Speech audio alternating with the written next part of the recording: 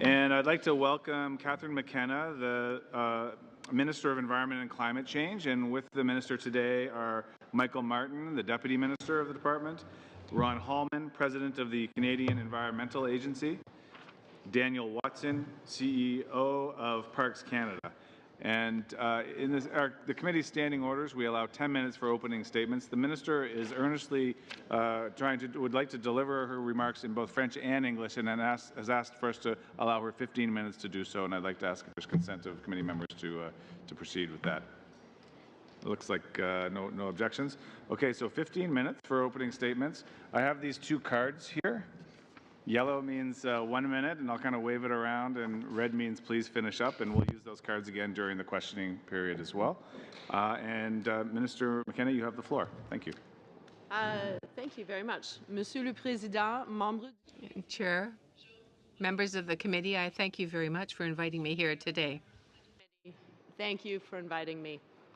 As you noted, I'm joined here today by some very excellent public servants. We have Michael Martin to my right, Deputy Minister of Environment and Climate Change Canada. To my far left, Ron Hallman. He's President of the Canadian Environmental Assessment Agency. To my immediate left is Daniel Watson. He's the Chief Executive Officer of Parks Canada Agency. I'd like to start by acknowledging that we are meeting today in the traditional territory of the Algonquin and Anishinaabes peoples. My commitment to working with Indigenous peoples extends far beyond my appointment as the Minister of Environment and Climate Change. Like many of my colleagues, I've worked in close collaboration with Indigenous peoples prior to joining government, and those experiences help me better understand and value the importance of working in partnership with Indigenous peoples. I'm a human rights lawyer, and over a decade ago, I co-founded an international human rights organization, Canadian Lawyers Abroad. Our initial focus was on supporting human rights and good governance internationally. We were fortunate to have the guidance of the former Supreme Court Chief Justice Antonio Lamer as a member of our board. You may recall that he was the author of the Delgamuukw decision, which is one of the most important decisions on Aboriginal title in the history of Canada. When he joined our board, he asked, why were we not doing more in Canada to support Indigenous peoples?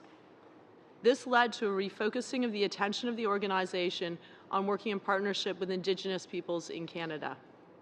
One of the projects I'm most proud of is the Dare to Dream program, which provides mentorship and justice education to Indigenous youth across the country with Indigenous and non-Indigenous lawyers. I share this story with you because I've learned from speaking with elders, Indigenous youth, Indigenous women, and Indigenous leadership that true partnership is more than how we deliver our programs. It extends to building true and meaningful relationships that can only be achieved through mutual respect and recognition of the rightful place of Indigenous peoples in Canada. I'm very proud of the leadership that has been demonstrated by Prime Minister Trudeau through his deep commitment to renewing the nation-to-nation relationship with Indigenous peoples based on recognition of rights, respect, cooperation, and partnership. These commitments have been demonstrated in the significant investment in our government's recent budget to address the gap in infrastructure and services available to Indigenous peoples in Canada. Minister Bennett has also provided incredible leadership to address the long-standing and tragic legacy of missing and murdered Indigenous women and girls. Je suis fière du fait que les ministres Bennett et Wilson... I'm very proud of the fact that Ministers Bennett and Raybould have worked at great length on Aboriginal peoples' questions at the United Nations, and that Canada has embraced the UN agreement on Indigenous peoples. It will be part of our legislation. Sitting behind us is Jessie McCormick. When I was first appointed, I realized that we needed greater capacity when it came to working with Indigenous peoples. And I had met Jessie McCormick, who's a young Indigenous lawyer, a few weeks before, and was fortunate enough to be able to convince him to come join my office. And he's provided really invaluable support as my Director of Indigenous and Regulatory Affairs. I'd now like to highlight for you how we are implementing the commitment of our government to a renewed relationship with Indigenous peoples through the key areas of my mandate: climate change, environmental assessments, national parks, and wildlife areas. We know that Indigenous peoples are often the first and most affected by the impacts of climate change. When Natan Obed, president of the Inuit Tapiriit Kanatami ITK organization, appeared before this committee in March, he said something that can inspire us all. He said, speaking of the Inuit people, "We are a land-based people. We are the environment. We want to be part of the Canadian conversation on climate change, not just as a people, but as a core component of all the work that happens." Mr. Chair, I agree. We are all the environment, and we all need to work together to find solutions. Throughout my work on climate change, I've had the privilege of hearing from Indigenous peoples across Canada about the impacts of climate change on Indigenous communities. The critical importance of an ambitious international climate agreement really hit home for me when, in the middle of the negotiations, the Minister of the Environment for Nunavut, Minister Mike, as he likes to be called, shared with me the story of his own experiences on the land as an Inuit hunter. He told me that in his youth he harvested his first caribou with a dog sled on the snow in June. But he said that now they can no longer go caribou hunting on snow in June because the snow is no longer there. Minister Mike also shared concerns relating to ice fishing. Whereas people used to be able to ice fish for turbot from January to May, now the season only lasts from February to March, or April at the latest. Climate change is not just an inconvenience.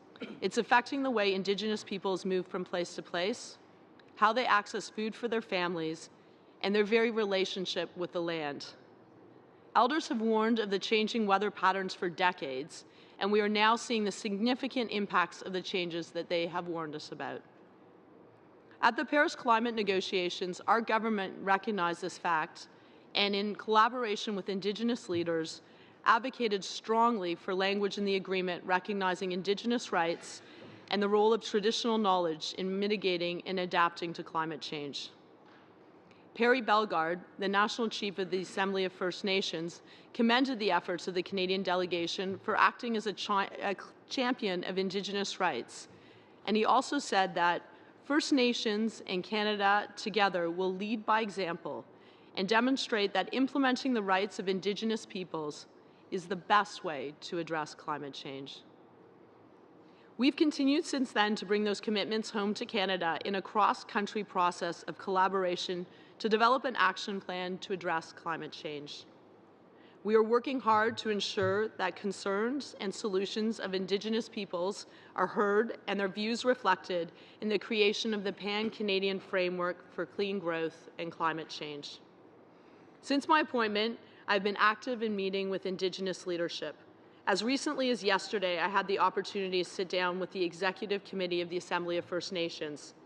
And just this morning, I had a brief meeting with National Chief Dory of the Indigenous Peoples Assembly of Canada. These meetings, whether formal or informal, bring great value to my work as minister.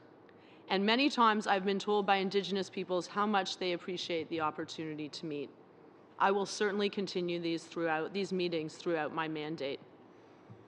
The Vancouver Declaration, agreed to by the Prime Minister and the Premiers, builds on the recognition of Indigenous peoples' rights in the Paris Agreement and commits to strengthening the collaboration between governments and Indigenous peoples on mitigation and adaptation actions.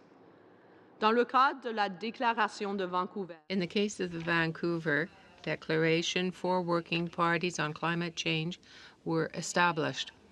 The declaration provides for a process of consultation on a very broad basis involving the Indigenous peoples. These working parties will deal with organizations that represent the Indigenous peoples, and they will hear the concerns, their ideas, and their hopes for the future. It is only through sustained cooperation with the provinces, the territories, and Indigenous peoples that we will be able to undertake concrete action against climate change and be able to meet our Paris-made obligations. On my role as Minister responsible for the Canadian Environmental Assessment Agency. As you know, Prime Minister Trudeau has instructed me and my colleagues to immediately review Canada's environmental assessment processes to regain public trust and help get resources to market. In January, Minister Carr and I launched an interim approach and adopted interim principles to guide decisions on major projects currently undergoing environmental assessment. The government is committed to restoring public trust in the environmental assessment processes. We want our decisions to be based on scientific studies and traditional knowledge. Making sure Indigenous peoples are more fully engaged in reviewing and monitoring major resource development projects is critical in my view. One of the interim principles states that Indigenous peoples will be meaningfully consulted and where appropriate, impacts on their rights and interests will be accommodated. We believe we can and should do more to ensure meaningful dialogue and nation-to-nation consultation takes place and is incorporated into the environmental assessment process. And we are. In that regard, I will point out that Budget 2016 provides an additional $14.2 million over 4 years to increase the Canadian Environmental Assessment Agency's capacity to undertake consultations with the public and Indigenous groups during environmental assessments and to support its compliance and enforcement program. L'examen des processus d'évaluation. The review of environmental assessment programs cannot fall back. It will look at what is working well, and it will also examine certain areas where gaps can be corrected. At the end of the period of consultation, our government will put in place a new environmental assessment process which will be improved and which will respect the rights and interests of Indigenous peoples. It is in this way that we will succeed in using our natural resources responsibly and sustainably, bringing them to market and allowing investors to have more confidence in the Canadian economy. My mandate that is close to my heart, as it is to the hearts of all Canadians, our national parks. Prime Minister Trudeau asked me to develop Canada's national park system, as well as manage and expand national wildlife areas and migratory bird sanctuaries. Over 50% of the current area of Canada's national heritage system is preserved as a result of Indigenous peoples putting aside lands through a land claim process. For example, Torngat National Park, which I look forward to visiting this summer, was created because of 2 land claims with different Inuit groups, the Labrador Inuit and the Nunavut Inuit, who agreed to establish this park in their homeland as a gift to Canada. It is important to recall that the management of these new parks, the new areas for wildlife and new migratory bird sanctuaries, as well as new marine conservation areas, would be impossible without the cooperation of Indigenous peoples. Parks Canada has one of the largest networks of natural parks in the world, situated in remote and rural areas. We are the nearest neighbors of the remote Indigenous peoples' communities, and in fact, their employers. These communities in the north are protected areas that are co-managed by the local Indigenous structure and Parks Canada. Indigenous communities. UNESCO commended both Parks Canada and the Indigenous population of Canada for their effort in the management of Canadian cultural and natural heritage and the benefits that result from their shared knowledge and respectful cooperation.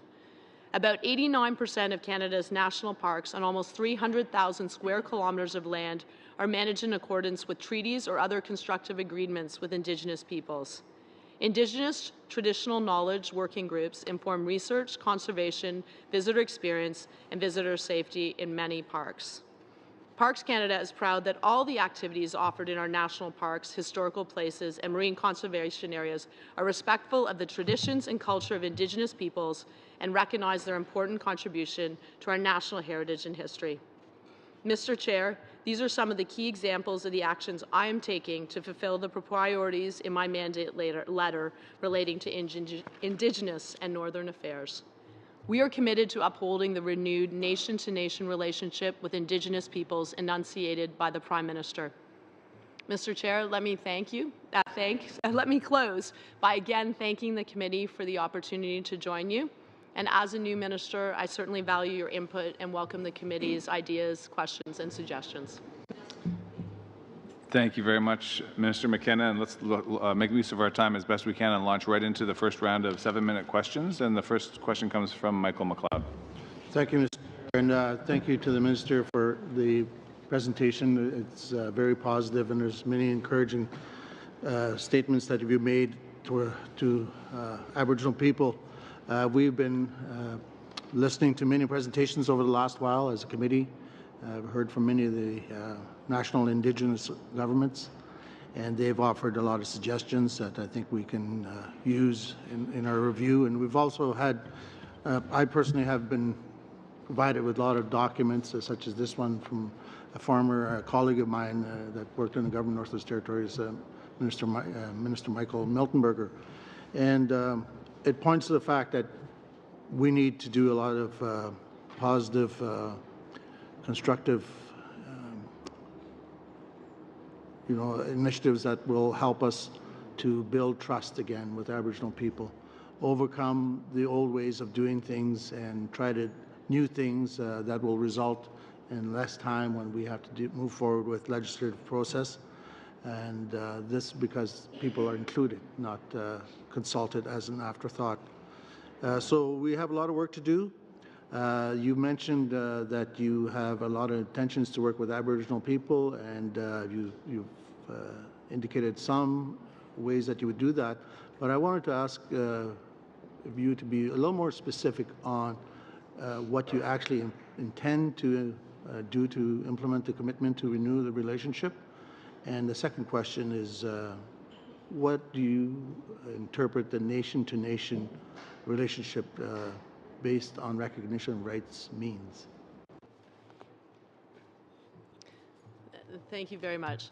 I could not agree more that we need to rebuild trust. That is a commitment by the government. That's a personal commitment of mine.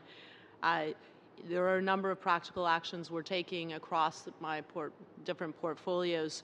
So if you look at climate change, which I mentioned briefly, as I said, the Indigenous peoples are the first people often impacted by climate change, and they feel the most significant impacts.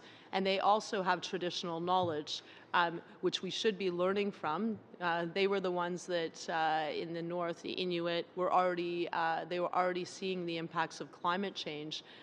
With changing weather patterns and changing hunting seasons. And unfortunately, I don't believe that we paid enough attention to that. And so we're playing catch up. So with climate change, as I said, we had a delegation as part of our Canadian delegation to COP21. We included Indigenous leaders. We worked very closely with them to fight for the recognition of the rights of Indigenous peoples and the role that traditional knowledge plays. It was actually very tough. There are some countries that don't share the same perspective. But what was amazing, and I think this is a very practical example of how you build trust, is that through all the time we spent together working on a common cause, we developed relationships. And at the end of it, it's going to be about relationships that will help rebuild this trust. And we have continued that. We're now working, so the Prime Minister and the Premiers announced a working group process where we will look at different areas in respect of which we need to develop our pan-Canadian plan on climate change. One working group is on carbon pricing. Another is on other mitigation measures. So how do you reduce emissions from oil and gas, from buildings, from vehicles? A third is adaptation and mitigation. Adaptation, clearly a very big issue. We need to be looking at how we can support communities in adapting to the impacts of climate change, and others clean tech jobs and innovation. And that's going to play a significant role in finding solutions, including how do we support communities in the north to get off diesel, which is a commitment of our government. Indigenous peoples, we are consulting with them every week. There are calls with the officials that are leading those working groups. I have regular meetings with Indigenous, the national Indigenous organizations, and we're consulting broadly and seeking input from all Canadians, but also in particular Indigenous peoples, because this is going to be critical as we figure out how are we going to tackle climate change, how are we going to mitigate the impacts of climate change, and how are we going to help communities to adapt. When it comes to environmental assessments, those are also critical. So these are environmental assessments that apply to major projects, often impacting Indigenous communities. And the Canadian Environmental Agency, I will say, has done a pretty good job of consulting with Indigenous peoples, but clearly we can all do more. With major projects that fall under the purview of the Canadian Environmental Agency, we need to make sure that we're consulting with Indigenous peoples, that when the accommodation is required, that's being followed, that also we're bringing in Indigenous knowledge. And we're working hard at that. And I will say it's a learning process. And I say this very humbly because I realized, as I said, when I came to this position, that Indigenous issues impact every element of my portfolio and that we need to do better. And everyone, I believe, is committed to doing better. And so that's why having someone like Jesse on my team who has worked with Indigenous communities, who understands the challenges and has relationships that we can build on has been very critical to me. Okay, thank you. I was hoping to get a couple more questions in. The next question, I'll be quick, is regarding the Navigable Waters Protections Act and the Fisheries Act. We've heard from our national organizations and we heard through our campaign that we should repeal this. Can you just tell us what you're doing on that front?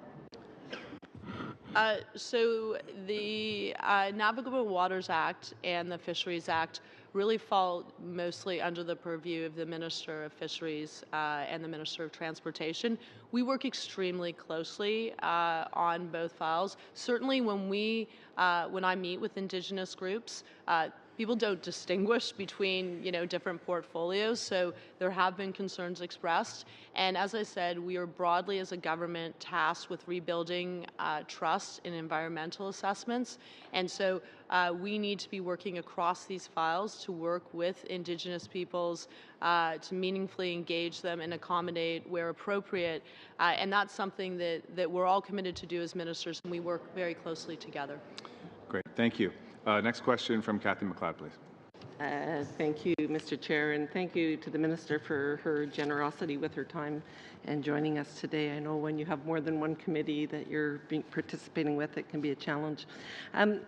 So I'm going to hopefully get in a few questions, so if I do end up cutting you off, it's because I'm trying to get as much as possible in. But I just want to first of all give one or two quotes. So yesterday, the Parliamentary Secretary in the House to Indigenous Affairs quoted the National Chief of the AFN and said that a veto is not utilized in prior and informed consent. Today, National Chief Bellegarde said, free, prior, and informed consent is very simply a right to say yes and a right to say no. And that, of course, the implementing UNDRIP, which is what you've committed to, is going to be requiring legislation, significant changes in our laws, regulations, and policies. And then we have a quote from the University of Ottawa law professor Larry Chartrand. If they don't want to go along with the project, at the end of the day, they can say no, and that is the equivalent of a veto. So for the sake of the industry, could you please, not dance around that language? If you're heading down the path that you can call it say no and it doesn't happen, or you can call it a veto. I don't know which language you want to use, but could you provide clarity for our natural resource industry in maybe a minute or less, because I have two more questions. Well, that's a big question for a minute or less. But well, first of all, I will say that I'm very pleased that our government this week, that Minister Bennett and Minister Raybould Wilson were in New York, and they announced that we had shifted our position on the United Nations Declaration of the Rights of Indigenous Peoples, and that we will be implementing it in accordance with Canadian law and our Constitution. Sorry, Minister, will no just mean no in the future? Is that what's going to happen? No will mean no. And again, this is, clarity for the resource industry is important, clarity for Aboriginal communities, because there's expectations out there. So does no mean no? What is key if resources are to get to market is that they are done in a sustainable way, and they're done where we all strive towards consensus. That is what is very critical. That is what the resource companies are coming to. Many of them have come to that conclusion or are working very constructively with Indigenous communities, that we should be striving towards consensus, and that's why we are working on rebuilding trust with our environmental assessment process. So thank you, and I don't disagree that most resource companies in Canada recognize. I met with the Mining Association, and I think there's pretty good acknowledgement out there that they need to be working side by side in partnership.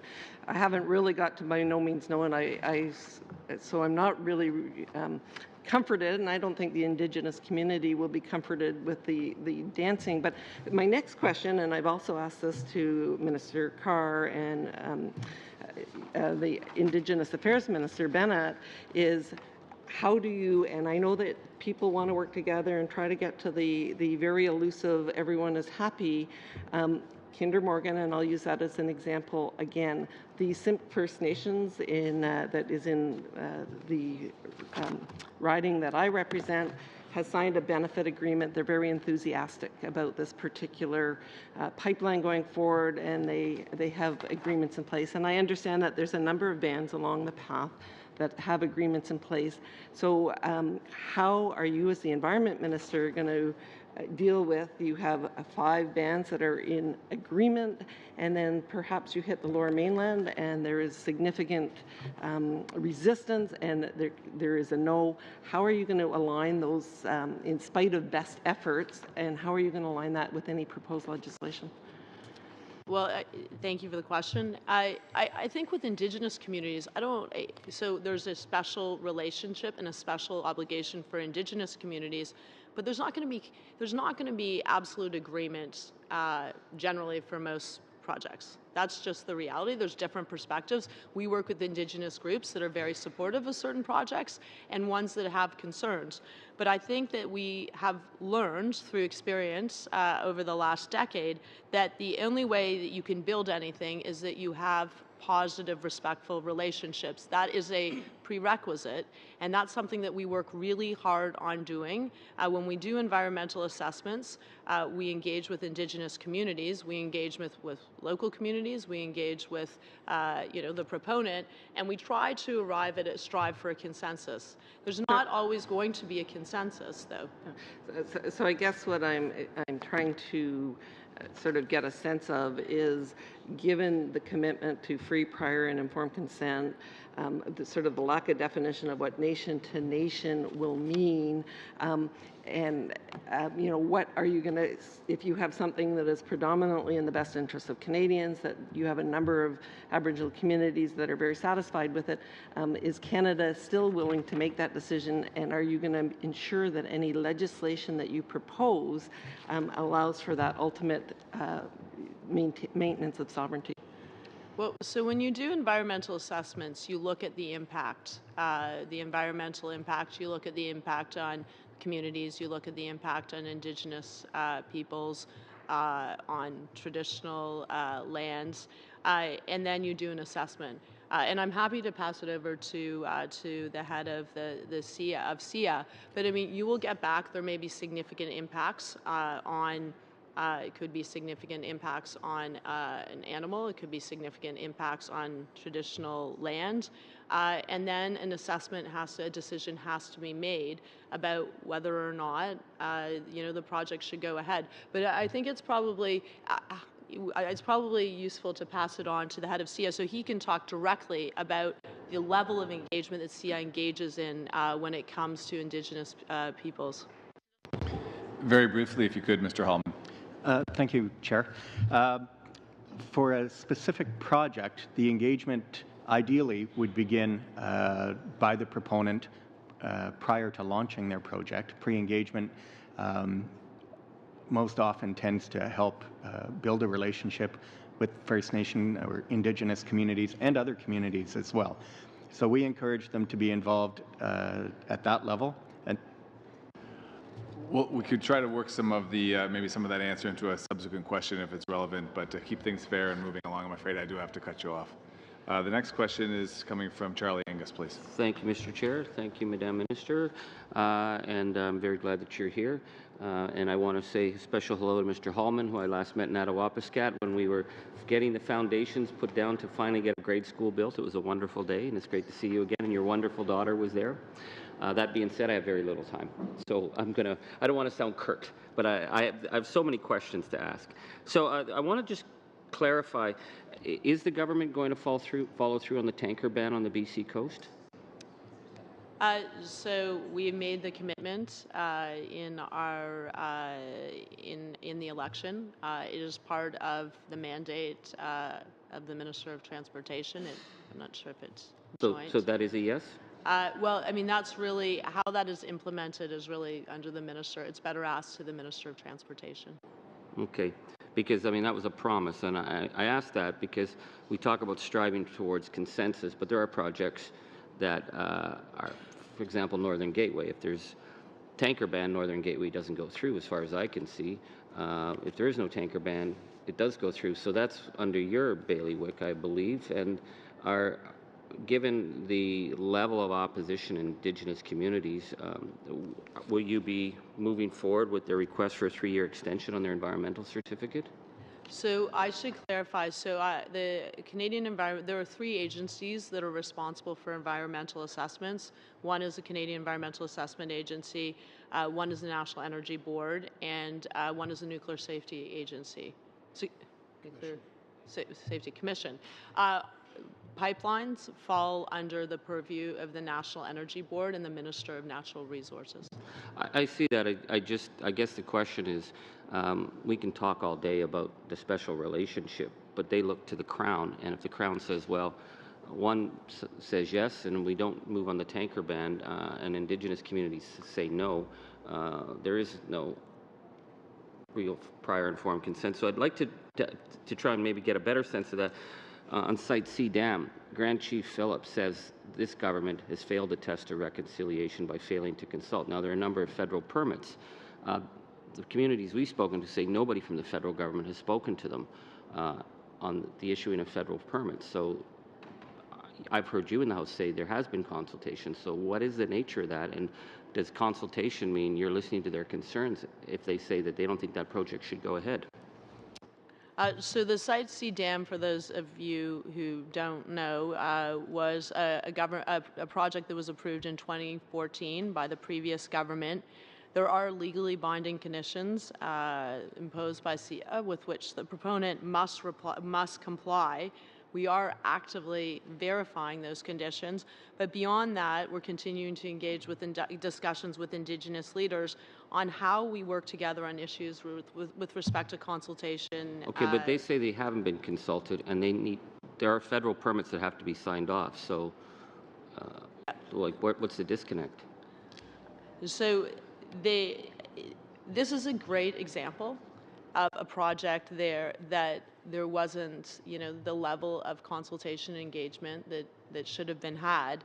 And this is why we need to rebuild trust in our environmental assessment process. Yeah. It is absolutely critical. I agree. So they say, and I don't want to be rude here, but Chief Phillips says this is the test of reconciliation in BC, is how you respond. So it's not like go forward, well, we'll just pass Site C because we didn't do it up till now.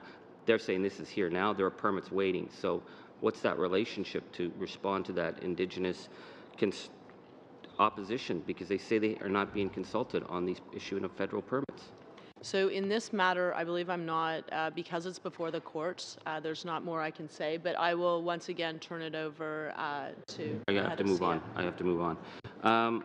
I'm concerned about the issue of climate change. It affects our communities, the devastation. It's not just people can't hunt, but when an ice road goes out early, the economic, and Mr. Hallman will know that from mine, the economic catastrophe to industry and to communities, millions and millions of dollars of supplies don't get in. But I'm looking at the government's overall commitment for community infrastructure, and I know, again, it's not under the environment exactly, but that's only $127.5 million per year. That includes roads, bridges, energy systems, broadband connectivity, all kinds of physical infrastructure for fire protection. So if you're looking at mitigation, have you done an estimate of what's out there for ice roads? Because that is our links to all our northern communities. So I absolutely agree with you that this is going to be a significant challenge with melting permafrost, with ice roads no longer being accessible or accessible for a shorter period of time. That's significant, and that's why we're engaging with our pan-Canadian process. In fact, I was just speaking with the minister, my counterpart from the Yukon, immediately before I came here to talk about the specific circumstances in the Yukon. And I agree with you, this is something we need to better understand. I don't know that anyone can quantify it, and in fact, how significant the impacts will be will depend on how the world reacts and what measures we actually take to tackle climate change, which is why having an ambitious agreement was so significant. We are speaking with all of the, we have the working group process under adaptation. There's actually a group that looks at the impacts for northern communities, because I agree, there are very special challenges there that we need to consider. Okay, thank you. In 2014, this committee found that there was a lack of effective environmental regulations left many of the Indigenous communities particularly vulnerable, much more so than off-reserve communities. Has the department conducted an assessment on this environmental regulatory gap, and if so, is there a plan in place? So I just missed I couldn't catch the first part. You were talking Okay, so about, in 2014, this committee had done some work before my time, but that there was a lack of effective environmental regulations in reserve communities that have left many of them much more at risk than off-reserve communities. It's the jurisdictional black hole that all our communities fall in, from whether fire services to basic health and safety, and it's the same in the environmental, and we've had many of our communities toxified by poor installation of buildings and diesel. Has there been any assessment in this new government on the environmental regulatory gap, and are there any plans in place on minimizing? sorry, I didn't hear the Very first part, briefly, if but you could, Minister. The regulatory, so I agree with you, there are regulatory gaps. We are assessing them. We will commit to doing more, because as you say, this is a key area, and certainly that's something that the department is committed to doing. I'll pass it over. Sorry. Oh, okay. Yeah. Next question is from Don Rusnak, please. Thank you, Mr. Chair, and thank you, Minister, for taking your time to come here and address this committee today. I want to address something that my friend from across the way was talking about, and she wanted a yes or no answer, and I understand that it's far more difficult than a yes or no answer whether First Nations have a veto in terms of resource projects. I know that in my riding, New Gold has been engaged with First Nations for quite some time. Can you just discuss some of the ways your department are working with First Nations on working with First Nations and companies? So if you're talking about environmental assessments in particular, we work very closely with Indigenous peoples.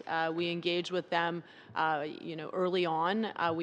We ask the proponent that they engage with them and also incorporate traditional knowledge when they provide their responses to particular questions. If you're talking about the specific circumstance, the specific example, I can pass it on to the head of CIA, Ron Hallman. So Sorry, Chair, I'm not sure if there's a more specific question there or just in general. In general, how you're engaging with Indigenous communities and companies at the very start. Absolutely. Okay. Chair, so when we get a project description from a proponent, we work with the proponent, with Indigenous groups and members of the public through consultation to make sure that everyone understands what that project is and the description. And if it's not clear, then we ask the proponent to make it more clear.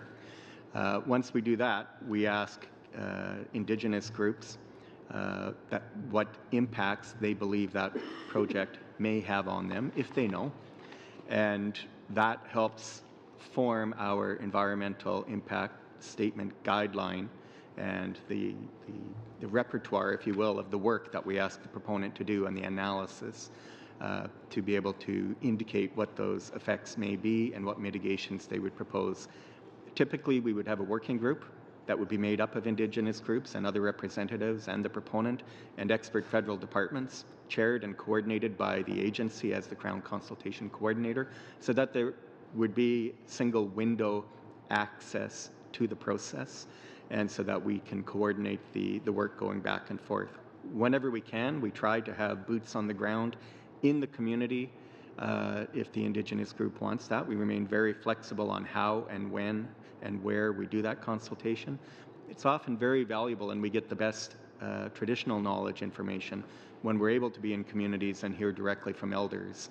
And then if we see a gap between the traditional knowledge and what the proponent's analysis may say, we work with the proponent and ask them to identify how to bridge that gap in information so that both of them come together in terms of our advice to the minister on what we believe those effects will be, what those mitigations could be, and following from that, what the legally enforceable conditions ought to be if indeed the project proceeds. So again, I started speaking about the New Gold project in the Treaty 3 territory. I know that the company has engaged with First Nations for a long time there. I don't know what your department's role has been there specifically. But practically, if companies aren't engaging with First Nations or Indigenous communities, there's other mechanisms for First Nations to stop projects. And we've seen that all over the country. We've seen it in using the courts, using roadblocks, and I think that the example of New Gold and the engagement that they've done has been absolutely excellent. I want to shift a little bit to safe drinking water. And your department works with the Department of Indigenous Affairs and I believe Health Canada with in terms of safe drinking water in First Nations. Can you just describe a little bit on the work you've been doing towards that end? So clearly a very topical and key issue, which safe drinking water on reserves, and something our government is committed to addressing. It's just unacceptable, the situation with boil water advisories in so many communities. In terms of Environment and Climate Change Canada's role, we do work very closely with INAC as well as Health Canada, but our role is really on reducing the threats from pollution to water. And so I can pass it on to my deputy to discuss in more detail what that involves. So in doing that, we have a regulatory responsibility, including as it relates to wastewater. We also work with the Department of Indigenous and Northern Affairs, who has program resources to help build the capacity for communities to better manage the environmental risks that may exist as it relates to water and wastewater. And of course, we work with provincial authorities as well and others in watersheds to help manage those risks. We have monitoring programs in place which help provide the information necessary to communities to make good decisions about how best to manage those risks. Okay, and just continue with safe drinking water. What coordination mechanisms are in place to ensure that all federal responsibilities for the provision of safe drinking water in First Nation communities the provision of safe drinking water are properly discharged? So again, we would work with specific communities in terms of the challenges they may face, whether there is a capacity issue, whether there's a regulatory question, whether there's a specific pollution risk. And through that engagement, we use both our regulatory capacity, our scientific capacity, and our partners at Indigenous and Northern Affairs, who have programmatic resources, significant programmatic resources, to help support communities to manage those risks. Thank you. We're going to move into 5-minute questions now, and the first question comes from Todd Doherty, please. Thank you, Mr. Chair. I'm going to ask this question again because neither the question posed earlier by my colleague and follow-up question by our colleague across the way, it hasn't cleared up any of the confusion. Minister, I appreciate the work that you're doing, and I appreciate the work that your colleagues are doing, but there's confusion out, whether it's with industry, with Indigenous peoples, with communities. Simple answer. Does free, prior, and informed consent, does it give veto? Sorry, I missed the last word. Does free and prior... Does it give veto? Does it give a video? So, I mean, I will go back to what Perry Bellegarde, the chief of the Assembly of First Nations, said. Veto is not utilized in free, prior, and informed consent in the UN Declaration, but it's about collaboration and working together. That is really key. So we said, if proponents are focused, proponents clearly need certainty, Minister, and they want to get the resources to market, and to do that, they need to ensure that they're consulting and engaging, and where necessary. We're not disputing that, Minister. We're not disputing that at all. That we believe that collaboration must be right from day one. But Perry Bellegarde said today, free, prior, and informed consent, very simply, is a right to say yes and the right to say no. So are you referring to those comments? I'm referring to the fact that veto is not used in the definition of free and prior and informed consent.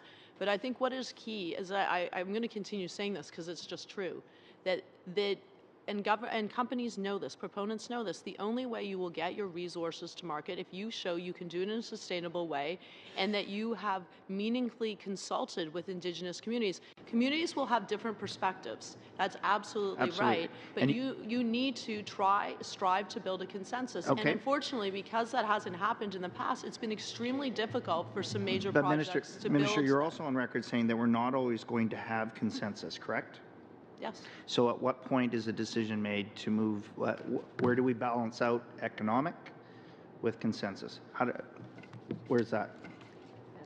Well, so now I'm going to get quite technical, and I will eventually pass it on to the head of the Canadian Environmental Assessment Agency. But as I said, my role is ensuring that we go through the proper environmental assessment process, and we look at all of the factors, and the Canadian Environmental Assessment Agency will assess what impacts there are.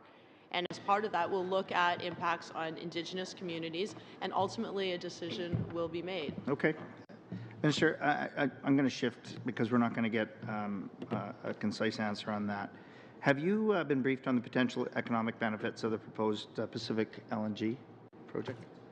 I am aware, and the Pacific Northwest project is just for those of you who may not know, is a LNG project that's under review by the Canadian Environmental Assessment Agency. We received 34,000 comments, I think, as well as significant new information from the proponent. We're now working with the proponent. We had, in the draft assessment, there were a number of conditions. Concerns were expressed by the proponent about the conditions, which we felt were necessary to mitigate the impact on things like salmon. So we are in the process of working with the proponent to address those concerns. Thank you, Minister. 34,000, you said 34,000 response, is that what you said? Comments were provided by the public. Do you know, in regards to the 34,000 response, how many of those responses are right from that region and those communities that are directly impacted? I do not have that answer. Okay. I will ask the head of the Canadian Environmental Assessment Agency. I appreciate that. The other question is that when you are doing your consultations, I think the minister needs to answer that question. I think she's asked the question. She's deferring it to her her colleague, and I think it's disrespectful. I think for them not to be able to answer the question. Mr. Chair, I'm simply trying to get the questions in with the limited time that we have. There's no disrespect at all, and this is actually a follow-up to the reason why I'm asking that question. Please proceed. Okay. Noted, Gary. Thank you. Minister, the reason why I'm asking this is that in my riding in Caribou Prince George, indeed Northern Gateway goes through their Pacific LNG, we've had Mount Poly, and there are considerable amount of third-party interests, folks that are there, folks that are calling in against projects that have no specific interest in our region. And so that's why the concern is that the narrative is being driven by outside parties. And my question to you is, how can we as government, or you as government, in your process, ensure that third-party interests outside of those that are here, third-party interests are not carrying the narrative and making the decision for us? Our focus when it comes to environmental assessments is making decisions based on science, facts, and evidence. We look at comments that are received. We also look at the science. We look at the facts. We look at, the big focus is what are the significant impacts and can the impacts be mitigated? The goal is not to ensure projects don't go ahead, but it's to make sure that projects that go ahead are proceed in a sustainable manner and also mitigate any impacts. But I'm happy. We're out of time. Okay. Yep. Thank you for that. Next question from Gary Hernandez-Angri, please. Thank you, Mr. Chair. Thank you, Madam Minister, for being here today, and thank you very much for the hard work that you've undertaken since October the 19th. I want to refer to your mandate letter with respect to a clause that's in every minister's mandate letter, and that's with respect to the comment that no relationship is more important to me and to Canada than the one with our Indigenous peoples. And I would like for you to interpret that for me. I know you laid it out at the beginning, but I think it's important to see how you reflect this and how you feel that you're engaged in fulfilling this particular mandate. So it is true that no relationship is more important, and that means that we need to meaningfully consult, and we need to meaningfully engage, and we need to make sure that Indigenous peoples are sitting at the table, that it isn't just lip service, that you have the conversations, that you listen to perspectives, and this is a different way of doing things. And I think for us, as I said, I'm very humble about this. It is a learning process, but it is critically important. It's critically important to doing what we've also committed to doing, which is to have real reconciliation and to moving forward as a country. And so everything we do, we consider how should we be meaningfully engaging with Indigenous peoples? What conversations should we be having? Who should we be calling? And it's interesting because it even came up on the first day on the job where Montreal sewage, there was the issue where I inherited a file which was Montreal sewage and whether there should be a release of sewage into the St. Lawrence. And it was a really tough file because based on the science and evidence and in talking with my scientists, they said that a controlled release was far better. It could be monitored. You can mitigate the impacts as opposed to an uncontrolled release. But we had concerns. I had major concerns. I said, we can just go make that decision, but a lot of people will not understand it. And we knew there were communities that would be very unhappy and impacted. So we reached out to them. And it was interesting because what they said was, this is unbelievable. We cannot believe that you are reaching out.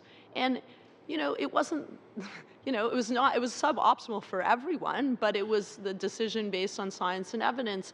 And I think that's the important thing, that we actually make the effort, that you consider, is there an impact? Is there a way to go forward? How do you have real conversations and find out ways to move forward? And I think that applies to projects, major projects, that working with communities, trying to, find solutions, Creating economic opportunities, I agree with you. That's hugely important. But finding ways to do it in a sustainable way that reflects this view that we need a nation-to-nation relationship, that we will only be able to move forward with these projects if we have meaningfully consulted, meaningfully engaged, because the last thing we want to the member's point previously, the last thing we want is litigation. The last thing we want is blockades. No one wants that. And so the way to avoid that is to look at what are the opportunities? How do we strive for consensus, which won't always be possible, but that's what we should be striving for. And that's what we do, and that's what I know the people I work with, the public servants I work to, are very committed to doing. Thank you, Minister. On that, I'd like to pick up on a conversation that we've had on a number of occasions, and that's with respect to establishing parks and the role of the Indigenous communities in doing that. I know the previous government was very limited in terms of their engagement. I know in my riding of Scarborough Rouge Park, for example, the Rouge National Park abuts my riding. It is very much part and parcel of it. And I know the conversation that you've had with respect to engagement. So can you maybe outline, without getting into specifics on that case, but overall, how you've been engaging on establishing national institutions such as parks and heritage sites?